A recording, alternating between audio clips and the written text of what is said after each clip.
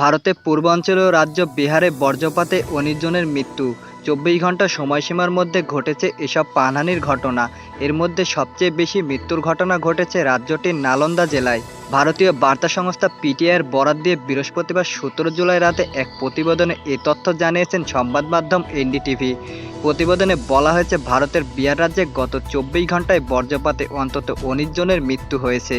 বৃহস্পতিবার রাজ্যের মুখ্যমন্ত্রীর দপ্তর এ তথ্য জানিয়েছে।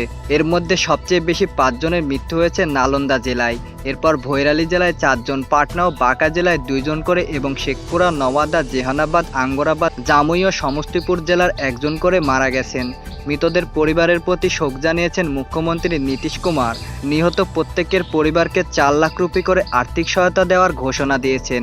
একই সঙ্গে তিনি খারাপ আবহাওয়ার সময় সকলকে সতর্কতা অবলম্বনের আহ্বান জানিয়েছেন। ভারতের আবহাওয়া বিভাগ জানিয়েছে, চলতি মৌসুমে বিহারে বজ্রপাতের আশঙ্কা বেশি থাকায় জনসাধারণকে প্রয়োজন ছাড়া বাইরে না যাওয়ার পরামর্শ দেওয়া হয়েছে।